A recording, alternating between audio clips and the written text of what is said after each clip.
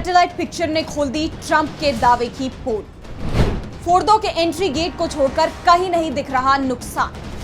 पहाड़ पर बम विस्फोट के बाद हुई तबाही दिखी। अमेरिकी बम से न्यूक्लियर प्लांट को नहीं हुआ नुकसान। फोर्दो न्यूक्लियर साइट पर हुए हमले के बाद की तस्वीरें सामने आ गई हैं और इन तस्वीरों ने साफ कर दिया है कि डोनाल्ड ट्रंप जो दावा कर रहे थे वो दावा पूरी तरह से हवाई साबित हुआ है। अमेरिका ने अपने बंकर ब्लास्टर बम फोर्दो पर बरसाए, वो भी एक या दो नहीं बल्कि 5-6 बम यहां पर गिराए।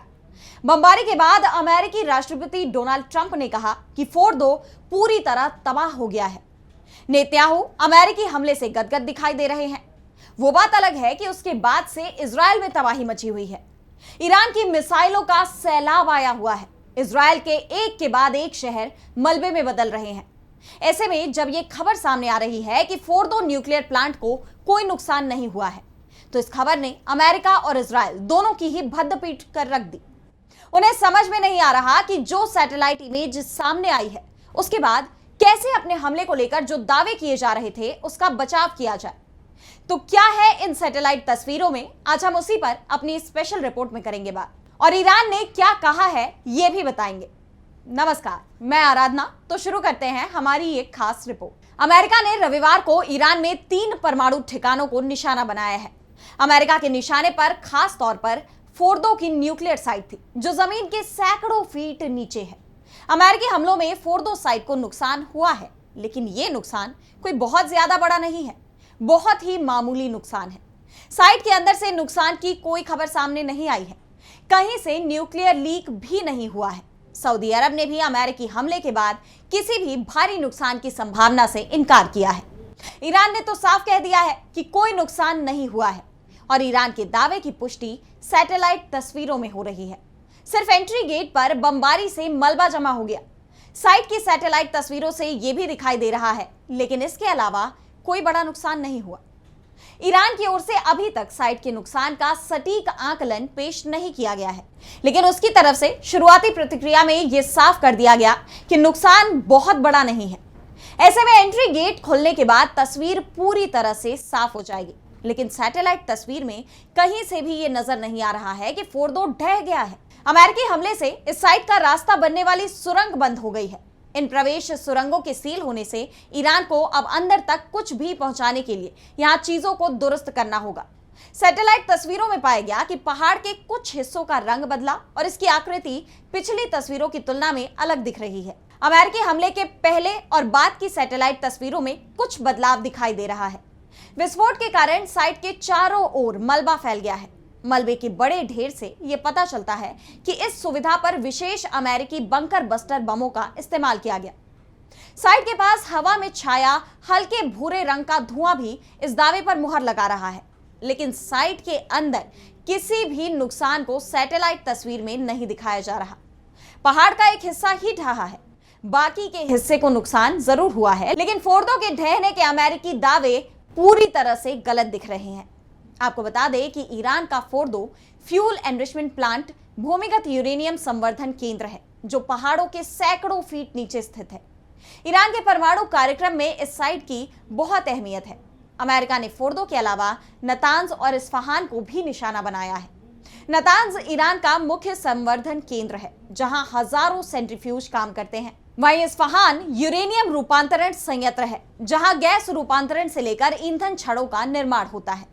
अमेरिका ने इन तीनों ही परमाणु स्थलों को नष्ट करने की बात कही है। साफ है, जिस तरह की सैटेलाइट तस्वीरें सामने आई उसके बाद से अमेरिका सवालों के घेरे में आ गया है। सवाल उठ रहे हैं कि अमेरिका ने अपने सबसे शक्तिशाली बम JBU-57AB MOP का इस्तेमाल किया और उसके बाद भी अगर फोर्दो को कुछ नहीं हुआ, महज हल्का नुकसान है जिससे ईरान चंद घंटे में ही उबर जाएगा, तो फिर इस हमले को अमेरिका अपनी जीत कैसे बता सकता है। बात हम इस न्यूक्लियर प्लांट की करें तो यह तेहरान से लगभग 100 किलोमीटर की दूरी पर दक्षिण पश्चिम में और कोम के विपरीत दिशा में बना है, जो ईरान का सबसे सुरक्षित परमाणु स्थल है। यह ईरान की सबसे गुप्त और अत्यधिक सुरक्षित परमाणु सुविधा है जो एक पहाड़ के नीचे काफी गहराई में दबी हुई है। यह प्लांट जमीन से लगभग आधा मील नीचे पहाड़ की चट्टानों के बीच बना हुआ है, जिसकी वजह से इसे काफी सुरक्षित माना जा रहा था। इसे ईरान ने इस तरह से बनाया था कि अगर कोई भी देश साधारण बमबारी करता है तो उसे ज्यादा नुकसान ना हो।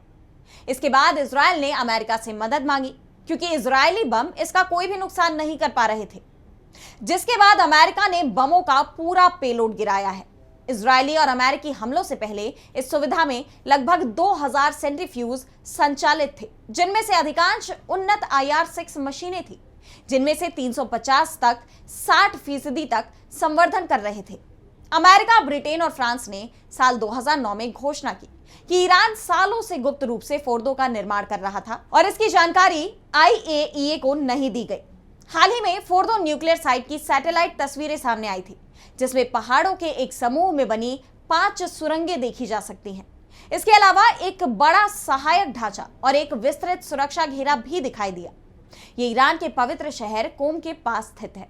सार्वजनिक रूप से उपलब्ध ऐतिहासिक सैटेलाइट इमेजरी से पता चलता है कि साल 2002 से 2004 में इस साइट पर काम शुरू हुआ था, जिसमें 2 सफेद चौकोर संरचनाएं दिखाई देती हैं, जहां आज सुरंग के प्रवेश द्वार स्थित है। IAEA का कहना है कि उसके पास 2002 में भी निर्माण को दिखाने वाली अतिरिक्त इमेजरी है। अब बात हम नतांज न्यूक्लियर साइट की करें तो यह तेहरान के दक्षिण में शिया मुस्लिम पवित्र शहर कोम के बाहर पहाड़ों से सटे मैदान पर ईरान के संवर्धन कार्यक्रम के केंद्र में एक परिसर है। नतांज में 2 संवर्धन संयंत्रों सहित कई सुविधाएं हैं। विशाल भूमिगत ईंधन संवर्धन संयंत्र और ऊपर जमीन पायलट ईंधन संवर्धन संयंत्र। निर्वासित ईरानी विपक्षी समूह ने 2002 में खुलासा किया कि ईरान गुप्त रूप से नतांज का निर्माण कर रहा था, जिससे पश्चिम और ईरान के बीच उसके परमाणु इरादों को लेकर कूटनीतिक गतिरोध पैदा हो गया, जो आज भी जारी है। इसको व्यावसायिक पैमाने पर संवर्धन के लिए बनाया गया था, जिसमें 50,000 सेंट्रीफ्यूज रखे जा सकते थे। इजरायल और अमेरिकी हमलों से पहले वहां लगभग 16,000 सेंट्रीफ्यूज लगाए गए थे, जिनमें से लगभग 13,000 चालू थे। अब बात इस्फहान की करें तो ईरान के दूसरे सबसे बड़े शहर इस्फहान के बाहरी इलाके में एक बड़ा परमाणु प्रौद्योगिकी केंद्र है। इसमें फ्यूल प्लेट फैब्रिकेशन प्लांट और यूरेनियम सुविधा शामिल है, जो यूरेनियम को यूरेनियम हेक्साफ्लोराइड में संसाधित कर सकती है, जिसे सेंट्रीफ्यूज में डाला जा सकता है। एक्सपर्ट्स का कहना है कि ईरान इस्फहान में संवर्धित यूरेनियम भी संग्रहित करता है। इस्फहान में यूरेनियम धातु बनाने के लिए उपकरण है, एक ऐसी प्रक्रिया जो विशेष रूप से प्रसार संवेदनशील है, क्योंकि इसका इस्तेमाल परमाणु बम के कोर को तैयार करने के लिए किया जा सकता है। IAEA ने कहा है कि इस्फहान में सेंट्रीफ्यूज पार्ट्स बनाने के लिए मशीनें हैं। इसे 2022 में नया स्थान बताया। अमेरिका ने दावा किया है कि उसने इन तीनों ही केंद्रों को तबाह कर दिया है, लेकिन अमेरिकी दावे पर सवाल खड़े हो गए हैं। इसके बाद अब सबसे बड़ी चिंता इजरायल और अमेरिका के सामने ही खड़ी हो गई है। दावे तो यहां तक किए जा रहे हैं कि फोर्दो संयंत्र को लेकर इजरायल ने कमांडो कार्रवाई किए जाने का विकल्प भी अमेरिका के सामने रखा है, लेकिन यह बेहद मुश्किल माना जा रहा है। इसके फेल होने की संभावना भी सबसे ज्यादा मानी जा रही है। तो आज इस स्पेशल रिपोर्ट में इतना ही। अगर आपको ये वीडियो पसंद आई तो वीडियो को लाइक करना ना भूलें और चैनल को सब्सक्राइब कर लें, और आपकी जो भी राय है हमारी स्पेशल रिपोर्ट के बारे में उसे कमेंट सेक्शन में जरूर बताएं। फिलहाल मुझे दीजिए इजाजत और देश दुनिया की तमाम खबरों के लिए देखते रहिए DB लाइव। नमस्कार।